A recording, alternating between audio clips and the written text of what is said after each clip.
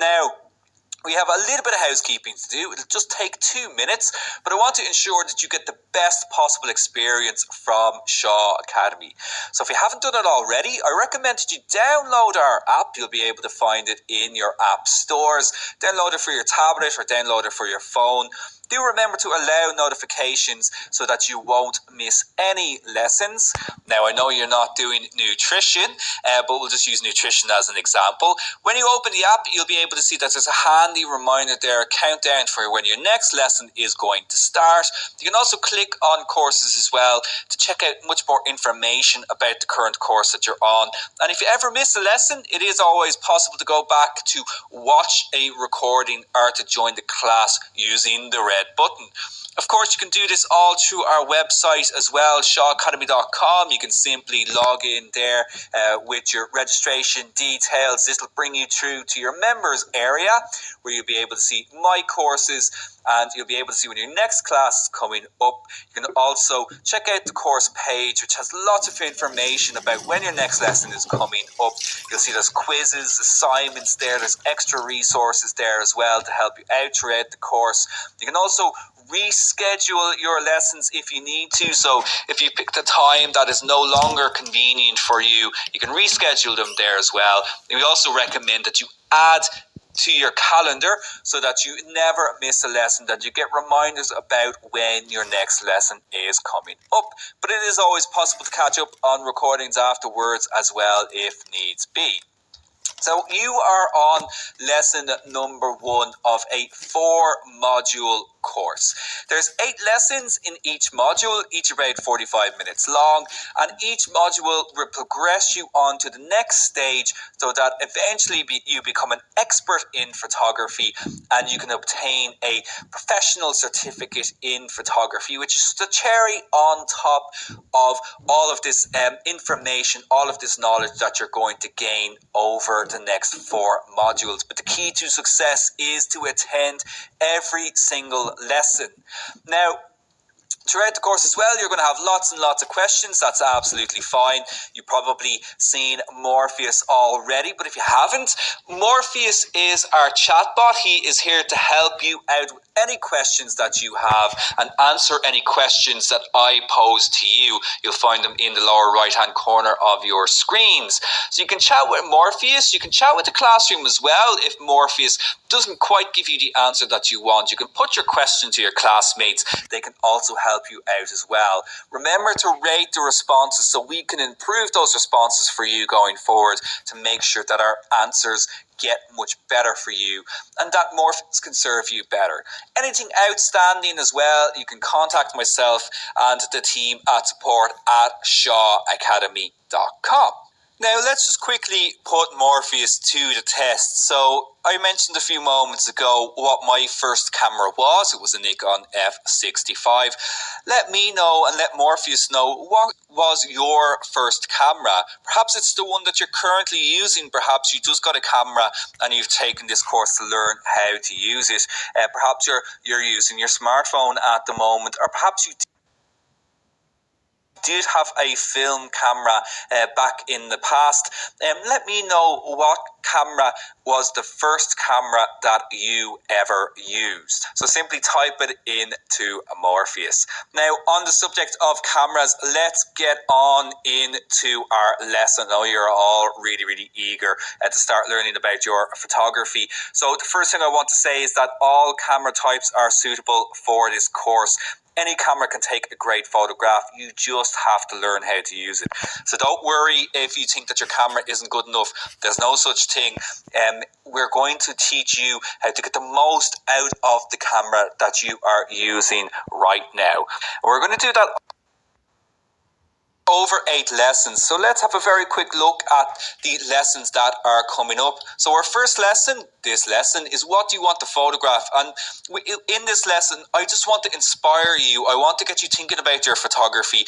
I want to explore some of the different types of photography that are out there, areas that you might like to get into. Perhaps you already have in mind types of photographs that you would like to take. We'll also have a look at the very basics of how our camera works as well.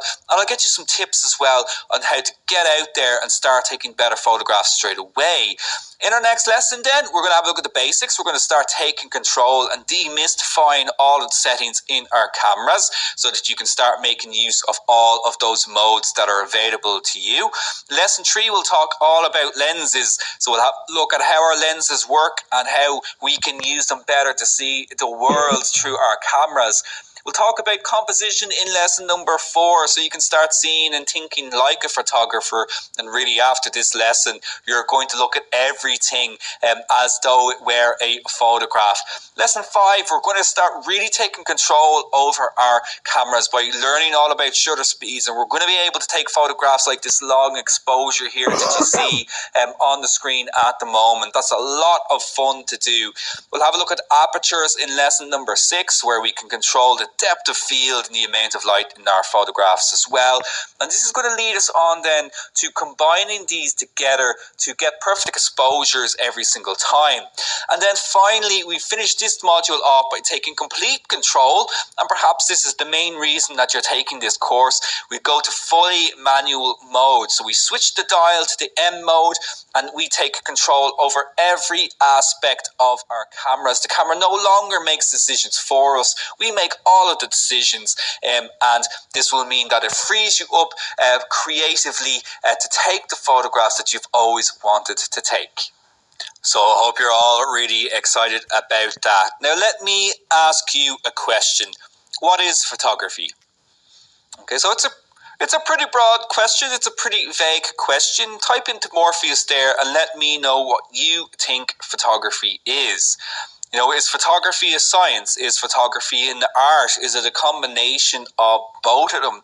It's almost a philosophical question. For a lot of people, photography is a way of understanding the world around them.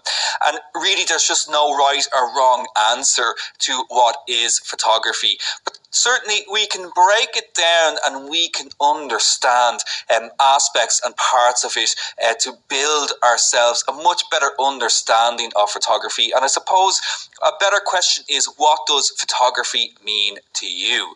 Now, on a fundamental level, photographs are simply time combined with light that are recorded onto a medium, whether it's our camera's imaging sensors or our film. So it's just these basic principles that come together: light, time, and the medium that the photograph is recorded onto. You may have come across this before. In fact, I can guarantee that you've come across this before. The exposure triangle of photography. It's one of the most basic fundamental ideas surrounding photography. Now, I often think that it can be sometimes overly complicated, like this one here. We can see we've got our aperture, our shutter, we've got our ISO, we have all these different numbers, all these different settings: lighter, darker, blur, shallow, and so on. And we need to break it down and make it a lot easier to understand. And as I mentioned, it's light, it's time, so our aperture, our shutter speed, and our sensitivity. So ISO refers to our sensitivity, refers to our medium. These three combine to create our exposure, our final photograph. And it's about getting the balance right between each of these three elements: light, time, and sensitivity. That will give us a perfect photograph every single time. This is what we are going to slowly build up throughout this course. But before we do that, we need to get familiar with our cameras. So let's explore all of the different types of cameras that are out there at the moment, or at least a broad overview of the different types of cameras that are available to us, beginning with, as I mentioned, the most popular way to capture photographs in the modern era are smartphones. The smartphones are great because they're small and portable. Nearly everybody has a phone or a smartphone that's capable of taking a photograph. They're fast, they're easy to use. We have this great ability to be able to share our photographs straight away, which is fantastic because in the past, you took a roll of film, you either developed that roll of film yourself or you had to go to the shop to get it sent away. It could take a little bit of time. Well, now our processing came in that was That was a revolution. It meant people could get their photographs while they were getting their shopping done. But now we can instantly share our photographs to potentially millions of people at once. That is fantastic. We've got lots of apps available to us for editing our photographs, for enhancing our photographs, for correcting issues we may have had at the time of exposure, or simply to allow us to become creative and to make our photographs look unique. They are limited though. We have a limited lens, we have a limited image sensor size as well. This is the size of the sensor that records our photographs. They can also be really expensive. You know, the latest iPhone, the latest Samsung, they can cost a huge amount of money, but they are, as I mentioned, the most popular type of camera currently in the world. Moving on from our smartphones then, we have our compact cameras, and these were the standard for a very, very long time in photography. These were the way that the majority of us perhaps caught our photographs or had photographs taken of us by our parents when we were growing up. These are small and portable cameras, hence the compact. They're fast, they're easy to use. Many of them have zoom lenses to offer options, so we can zoom in and out. If we need to get closer to something that's far away from us, so we have the ability to actually zoom in on a subject if needed. They still have small imaging sensors compared to some of the later cameras we're going to have a look at. So the quality may not be as good as our DSLRs, as our mirrorless cameras. But there's lots of different modes there available to us so that we can try out creative modes. We've got macro modes. We have a variety of shooting modes as well to help us fulfill our creative vision. They can actually be expensive in their own right, and particularly with the dominance now of smartphones, they are becoming a little bit redundant. So manufacturers tend to go towards higher end compact cameras that will be very high in quality, but will also be very expensive. But our kind of lower price bracket has almost disappeared now because of the popularity of smartphones. Then we have our bridge cameras. So bridge cameras are also sometimes known as hybrid cameras as well. And the clue is kind of in the name with these cameras. They're a mixture of the options that we'd find in our compact cameras, but also gives us lots of the features that we'd find in our higher end cameras like our DSLRs. So they're much larger size, as you can see even just from the photograph. These are really convenient for travel because they generally have very powerful zoom ranges. So we cannot change the lenses on these cameras, but they usually give us a huge range, a huge focal length, which allows us to have very wide shots or to zoom in very, very close on a subject. So they're great for budding photographers. So if you don't want to make that jump up into a DSLR or a more complex camera just yet, these are a really great option to explore. They offer more control over compacts and phones. They still won't offer as much control as our mirrorless or our DSLR ranges though. And as I said, they do have enormous zoom ranges, but the lens cannot be changed. So very often students ask me, can I change the lens on my bridge camera? It's not possible to do that. Everything is kind of built into that one lens. And they do have a limited quality compared to DSLRs. So the quality, at the end of the day, the image quality just isn't as good as you would get out of a mirrorless or a DSLR camera. Speaking of mirrorless cameras, so mirrorless cameras have absolutely exploded over really their kind of present history, very recent history. These are the forefront of camera technology, and in particular, Sony are really just leading the charge when it comes to kind of the technology surrounding mirrorless cameras. That's not to say that, other camera companies like Fuji, like Panasonic, like Olympus don't have their own innovations as well. It's really, really exciting time for photography with mirrorless cameras.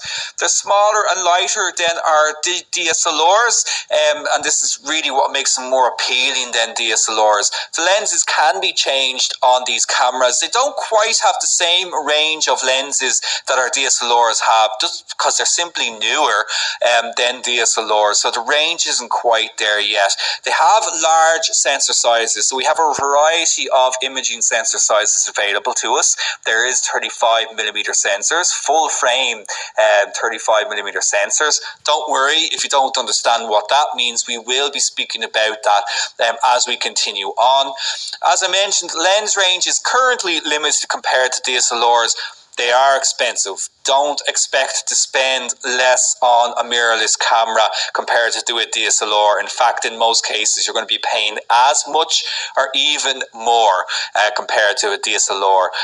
So don't think that you're going to save money going with this type of camera. Unfortunately, pound for pound, you're going to be spending as much as if you were buying a DSLR camera. And in general, most major brands, Canon, Nikon, Fuji, Panasonic, Olympus, Sony, they will offer mirrorless options now as well compared to the DSLRs. And speaking of DSLRs, a DSLR is a digital single lens reflex. Digital single lens reflex. We'll have a look at what that means word for word in the next lesson. But basically, it means you can change the lenses on the camera. To really simplify it, oversimplify it really, is that you can change the lenses on these types of cameras. These are the standard for amateurs and pros for decades, for amateur photographers, for professional photographers for decades. They're the highest quality and control, although, as I mentioned, mirrorless cameras really kind of challenge that now as well. Lenses can be changed. We have large sensor sizes here as well. Lots and lots of lenses available to us with these cameras. They've been around for so long. You know, film lenses can be used with digital single lens reflex cameras as well. So if you have an SLR, just a film SLR, those lenses likely can be used with your digital SLR, provided that they are compatible, provided that they are the same mount. Big price range available. In fact, it's cheaper to buy a entry-level DSLR now than it is buying an entry-level mirrorless camera. So that is definitely something to consider. They can be clunky and heavy. They can be very large, like something like a Nikon D850, like we have on screen here.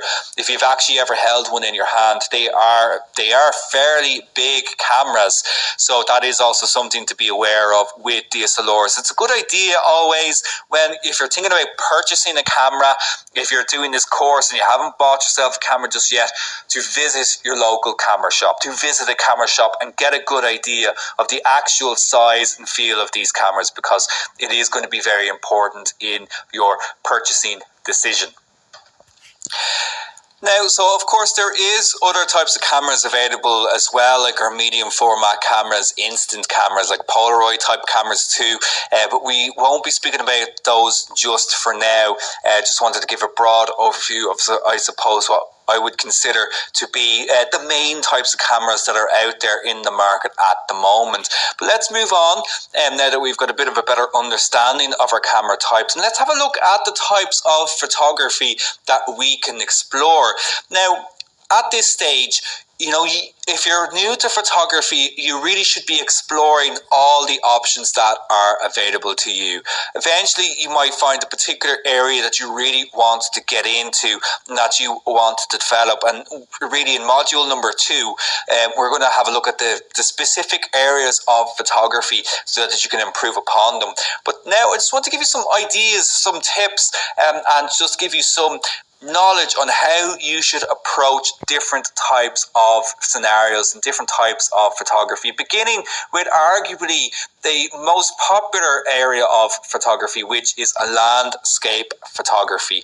And landscape photography is brilliant to get into because it's a great way to get familiar with your camera. Okay, so that's one of the main things that I really love about landscape photography, is that it's a great way to explore and become comfortable with your camera. It'll teach you patience as well. Landscape photography, it's easy to go out and do, but it's very difficult to be good at it. It's really, really hard to become a good landscape photographer, and it's all about patience. You're going to need a lot of patience in photography. You also need very quick reactions as well. But when you're photographing, think about the time of day you go out photographing. Light is usually best at dawn or at twilight. The sun is a little bit lower. It can be a little bit softer as well. You get these lovely colours coming in as the sun is coming up or going down. But that doesn't mean that you can't go out and photograph on cloudy days. That doesn't mean that you can't go out and photograph on at midday as well. You know, these are just guidelines. There's no rules as such. A rough guide to help you with your focusing when it comes to landscape photography is to focus about a third of the way into the scene. Now that's a very, very rough guide. There's a lot more to it than that. But to help with your focusing, try to find something, an object or something, or just try to just guesstimate about a third of the way into the scene to focus on. And remember, not all landscapes have to be pretty. You don't have to go out and try to find a wonderful mountainous region like in this shot here. Think about your local area. Start locally and how you can photograph the world that is around you. And that doesn't always necessarily mean that it has to be pretty.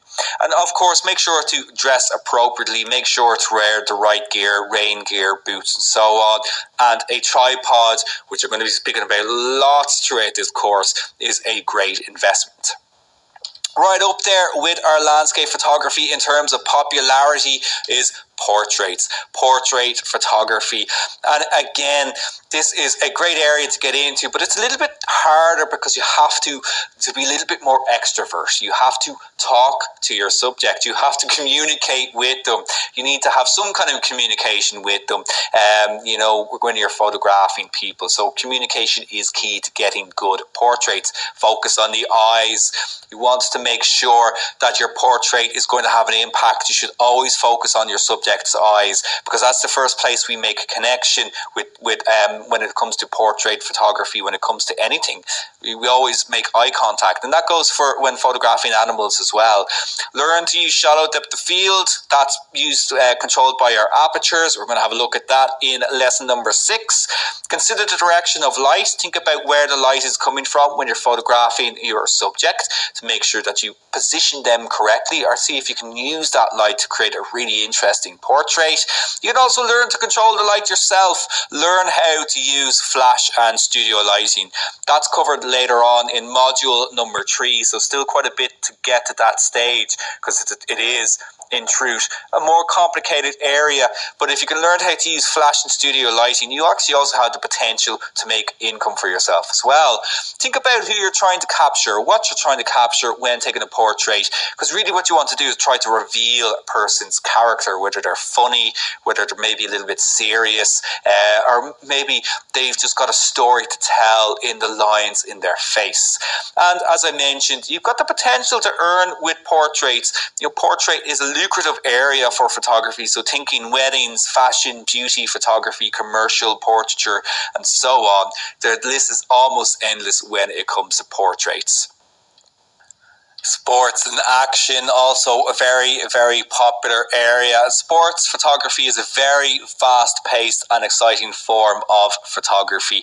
It is also a difficult area to get into. GoPro cameras and action cameras are very popular for this. We're all probably familiar with GoPros now at this stage. Those very wide angle fisheye kind of shots that we get synonymous with GoPro cameras. You also need to be very, very fast, so a good knowledge of shutter speeds is required. As I mentioned, we're going to cover that in lesson number 5 in this module. These are great to share on social media because these aren't kind of typical photographs that you're going to see, especially a shot like this, where you're right in the action and everything's very, very intense. You really get this sense of living in the moment with a shot like this. Semi-auto modes are really useful here as well. So we have sports mode, which you may be familiar with in your camera. We also have a continuous shutter option, which means that the camera will take lots and lots of photographs as long as we keep the button pressed down, as long as we keep our shutter button pressed down. Telephoto lenses are a great advantage here, so lenses that get us closer to the action. We'll talk about them in lesson 3. And start locally. Visit sporting events in your own area. Now, I speak from experience here. I picked up my camera, as I mentioned, when I was 15, and nearly straight away I was asked to start photographing a local football team here in Dublin. Actually started photographing their supporters, and you know, that was an incredible learning experience for me. So definitely check local sporting events in your area. And always check as well with the person who's in charge if photographing is allowed. Don't just show up at some random event where perhaps there's lots of children or teenagers who are participating. You definitely need to check with the person who's in charge if photographing at sports events is allowed as well. An area that's not a million miles away from sports photography in terms of the approach is wildlife. And wildlife photography is a passion of mine, although I have yet to take something as stunning as this photograph here. Now, wildlife, you don't have to travel far to capture great wildlife photography. Think about the wildlife that's on your local doorstep, but you will need patience. Wildlife photography is all about waiting for the shot. If you've ever seen the kind of BBC One documentaries, the David Attenborough documentaries, they all do those great sections, usually at the end of them, where it shows how they got the particular shots, and they can be waiting weeks and weeks and weeks just for that one moment of magic to happen. Telephoto lens is a big advantage here to get you closer to the action. If you really are interested in a particular type of animal or bird, learn your subject's behaviour, do your research on them, learn all about them, learn about their feeding habits, learn about their active times to give yourself the best chance of capturing them. Be very quiet, move very, very slowly. So you need to, really gain their trust and just not draw attention to yourself. Stay downwind so that, they're not picking up your scent. Again, think about the time of day. As I mentioned, think about the time of day that animals are more likely to be active. You can also visit a local park or zoo for practice. This is a great way to practice wildlife photography. Just remember, if you are out in nature photographing in parks or the forest or anything like that, to clean up after yourself, make sure you leave everything the way that you found it before you got there. Now, we will also be looking at wildlife photography, an entire lesson all about wildlife photography in Module 2 as well. Obviously, there's a lot more to it considering our, current climate, everything that's kind of happening in the natural world at the moment. So do think about this when you are photographing wildlife, when you are photographing nature as well, how you might use your photography to also highlight current issues that are happening in the natural world. But that's a discussion for another time. Moving away from that, food photography. Man, this is making me hungry. Food photography is also super popular, and this is really popular now, more so than ever, because it's in a way a lot easier to photograph food. Now, when I say easier, I mean we can share our photographs of food a lot easier than we were able to in the past, mainly because of Instagram. But it is actually a tricky area to make food look appealing. Like a photograph like this takes a lot of work and a lot of trickery as well to make it that you want to eat it. So with food photography, well, the aim is to sell the product. It is to sell food.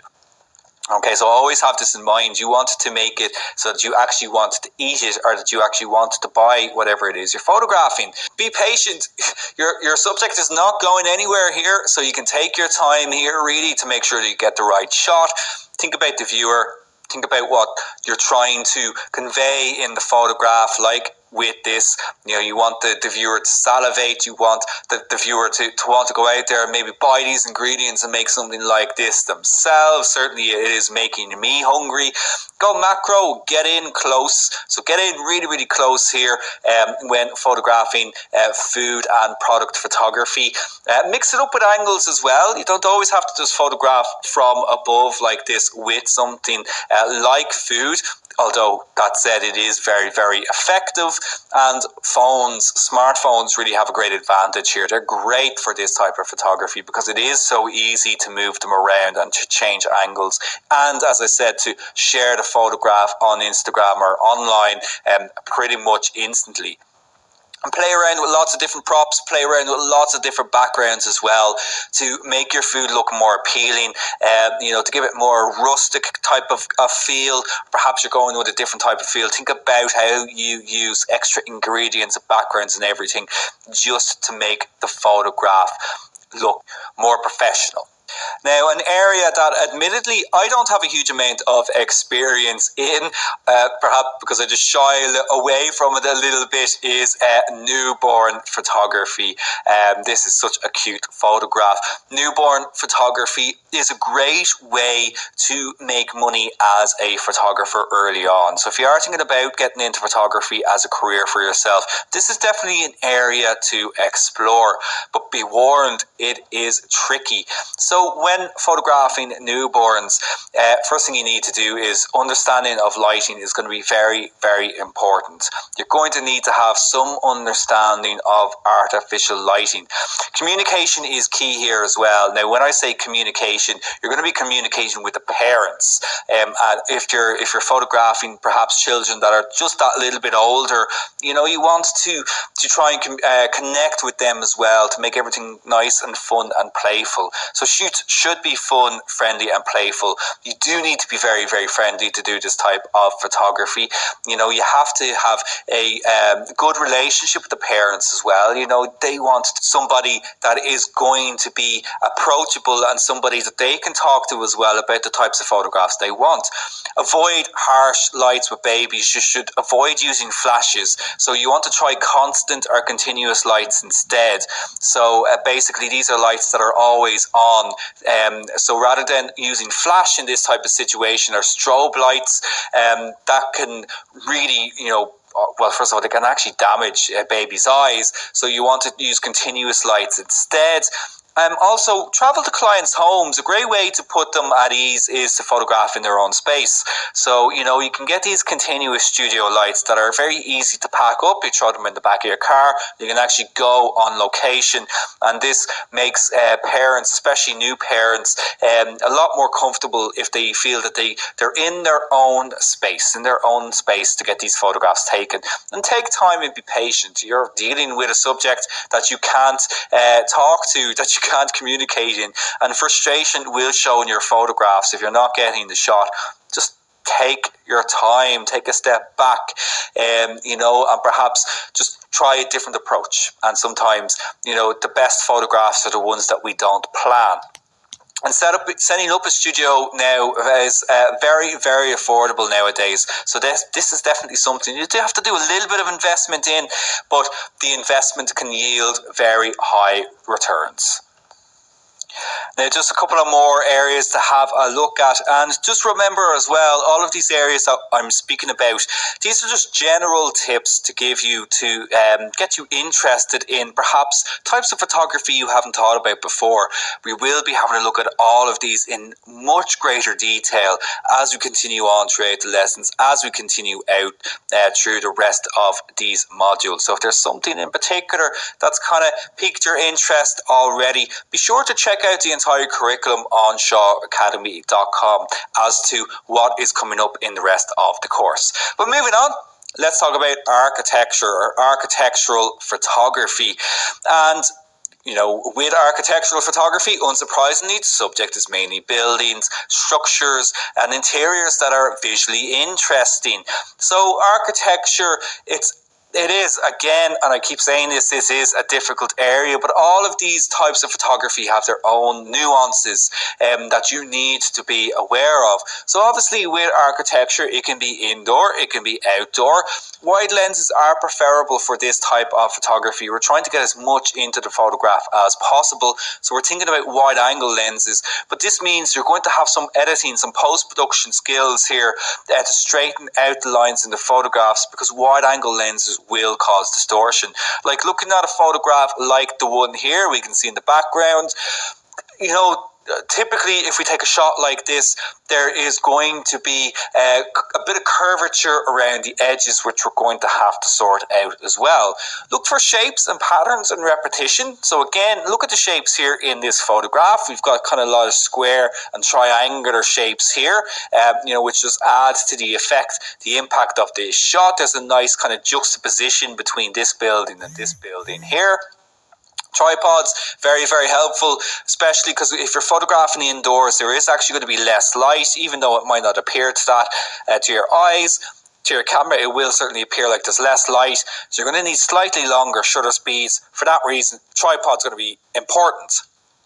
Think about using black and white as well to enhance and to really bring out the textures and the details here. Again, this photograph's a really good example of that.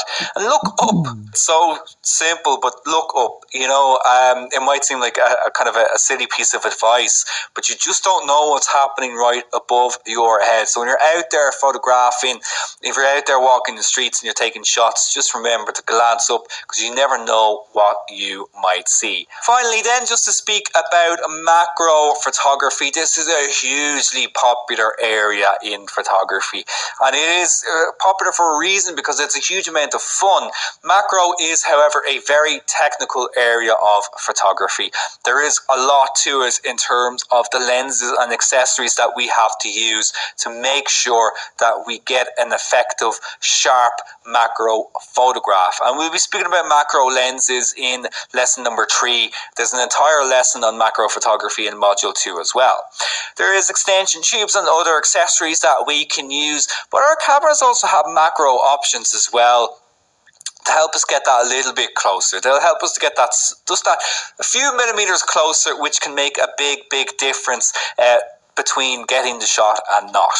Phones are excellent for macro work. You just get your phone closer to the subject and you can get a very high quality macro shot using your smartphone.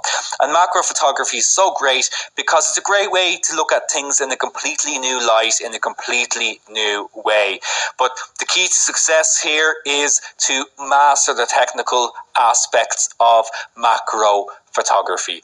So I know a lot of you out there probably really excited about taking macro shots, so definitely stick with the lesson, stick with the course, because we will be going deep into macro photography at a later stage.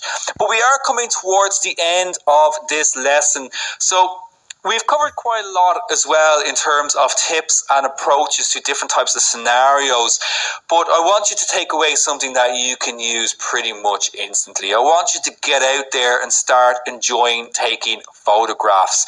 And I think these 5 tips will be key to getting better photographs pretty much straight away. And I've talked about it already loads, and that is to get a tripod. Buy yourself a tripod if you don't already have one. Now, I recommend that you visit a camera shop, try before you buy, because you need to make sure that you get the right one for your camera. And tripods are universal. Any tripod will fit any camera. When I say the right one, I mean to make sure you get the right size and the right weight that will suit your camera. So make sure to try before you buy, and if possible, try to buy the best one that you can afford. So that would be one of my top tips. Also, think about manual focus. Now, advanced autofocus systems in our cameras today, they're very smart and very clever at working out where to focus in a particular scene. Sometimes they get it wrong, sometimes they can be noisy, sometimes they can be slow, particularly when the light begins to fade. So think about going to manual focus as well. It allows for more seamless focusing changes. It won't always be useful, and it's not always going to be very fast as well. For sports photography, manual focus isn't really going to be very effective there, but if you've got a little bit more time, get familiar with using manual focus. It can really get you out of some frustrating scenarios when the autofocus just won't find what you want. So think about relying on manual focus in those situations. I mentioned it a little bit earlier, but I can't stress enough, when you're photographing people, when you're photographing pets, when you're photographing animals, we make connections through the eyes. This is always going to be the first place the viewer looks. Think about when you're looking at paintings. If you go to a gallery, you look at paintings from the Renaissance and that, think about where you look first. We always start at the eyes. So make sure this is where you focus when photographing people. And once these are sharp, everything else should look good. When you're photographing, think about mixing it up. Don't always just photograph from eye level. Think about getting up, think about getting down, think about looking up, think about looking down. Our bodies are 360 in all directions. So, mix it up. and, explore the world. This is what it's all about. Photographing is about seeing things in a completely new way and showing pictures to people that may not have thought about looking at something that's perhaps every day, and showing it them in a completely new light.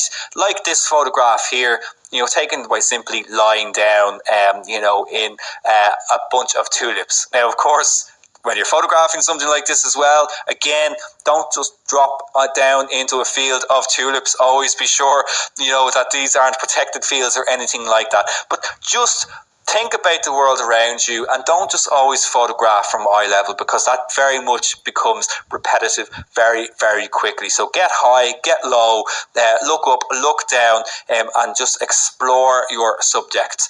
And finally, for this lesson, probably the most important piece of advice I can give at this early stage is to enjoy your photography. Photographers tend to be very hard on themselves, and photographers tend to take a photograph and get frustrated very, very quickly. Take your time. It's not going to happen overnight. As your knowledge grows, your photography will improve. Experiment with what you can capture. So a lot of the areas of photography that we had a look at in this lesson, you may not have considered photographing them before. Perhaps you're not going to photograph them when you're going forward with your photography, but try it. Just try and photograph all these different areas. The world's out there waiting to be captured. So try all these different types of photography. You might find your own niche. You might find an area that you want to develop, but you won't know unless you try. Photograph new subjects. New things are happening around us all the time, so photograph new subjects. Look to what's happening in your local areas. Look what's happening in the world around you for inspiration. Visit galleries, have a look at other photographers' work, and photograph new subjects. Take your time with it and keep learning and improving. Photography is it's a lifelong hobby. It's a lifelong passion. It's something you can continually improve on, and I'm always getting better. At least I think I'm always getting better, but I'm always thinking that I can get better as well, that there's always still more to learn. And photography is this constantly changing thing. The technology changes a lot, and there's always something new to photograph. So just keep learning and keep improving. And share your photographs. Photographers are terrible for not showing anybody their work, but it is important to share your photographs. It's the only way you're going to develop. It's the only way that you're going to get feedback, and feedback isn't always necessarily going to be positive. And in fact, it's that kind of constructive feedback which is more valuable to photographers, because you'll know where to improve for the next time. And explore new ideas and interact with other photographers. Open your minds. Photographers should have very open minds when it comes to photographing. You never know what's going to end up in front of your lens. Eventually build yourself a portfolio. If you're in this build a portfolio, you're on the right track, because that's exactly what we're going to do. Throughout this entire course, throughout these 32 lessons, you are going to have an extensive portfolio by the end of it all.